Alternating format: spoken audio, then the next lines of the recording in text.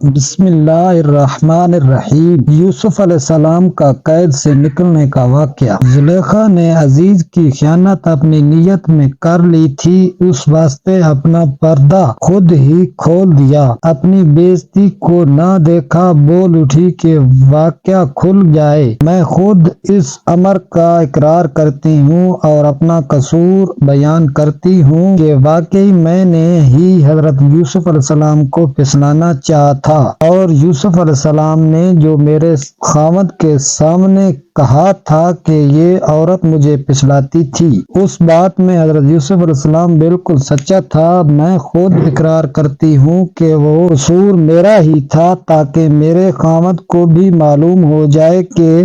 یوسف علیہ السلام میرے پاس پاک دامن ہی رہے ہیں۔ یوسف علیہ السلام کی پاک دامنی کی وجہ سے میں بھی پاک ہی رہی ہوں، مجھ سے بھی کوئی بدکاری نہیں ہوئی۔ یہ سچی بات ہے کہ خیانت کرنے والوں کو اور مکاروں اور غبارزوں کو اللہ تعالیٰ فراغ نہیں دیتا۔ زلیخا کا کہنا سچ تھا، اور اپنی عزت و آبرو کی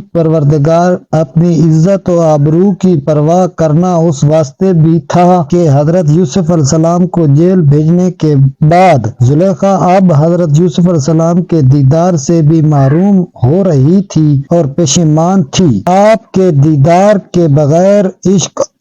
انتہا کو پہنچ گیا تھا، اس لیے اپنی ذلت اور رسوائی کی پرواہ بھی نہ کی، معاملہ صاف کر دیا۔ حضرت یوسف علیہ السلام نے فرمایا کہ میں اپنے آپ کو پاک نہیں جانتا، نفس تو برائی پر آمادہ کرتا رہتا ہے، جیسا کہ فرمان باری تعالیٰ ہے۔ میں اپنے نفس کی پاکی کا دعویٰ نہیں کرتا، آدمی کا نفس تو برائی کے لیے بڑا ہی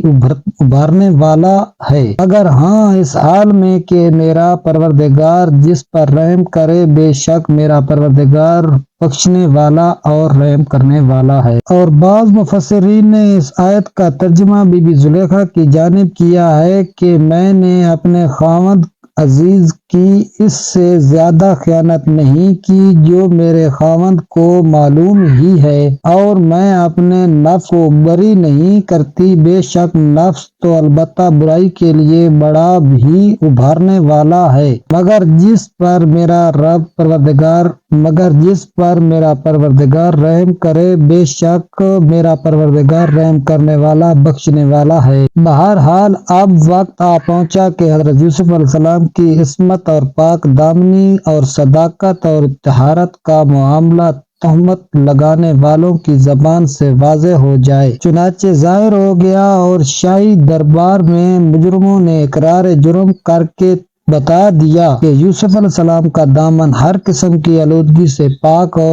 ہے۔ بادشاہ ریان پر جب حقیقت حال منکشف ہو گئی تو اس کے قلب میں حضرت یوسف علیہ السلام کی عظمت و جلالت قدرت کا سکہ بیٹھ گیا، اور ساقی کو حسن عقیدت کے ساتھ یوسف علیہ السلام کی عقل اور دانشمندی کا ذکر، اپنی خواب کی تعبیریں، بہترین دل لگی ہوئی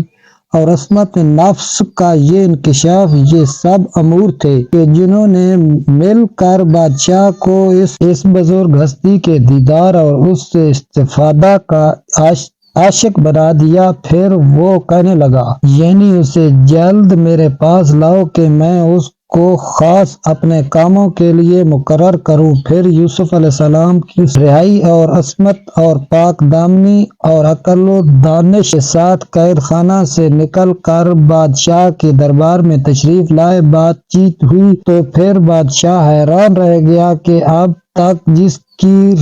راستی بازی اور امانت داری اور وفائے عہد کا کچھ تجربہ ہو گیا، اور عورتوں کی زبان سے اور خاص کر بی بی زلیخا کی زبان سے پکی دیانت داری اور امانت داری کا یقین ہوا، پھر بادشاہ سمجھا کہ ان کا عقل اور دانش اور وفاداری بے نظیر ہے۔ اس لیے بڑی مسرت کے ساتھ بادشاہ نے کہا، بے شک آج کے دن سے آپ ہماری نگاہوں میں بڑے صاحب اقتدار اور امانت دار ہیں۔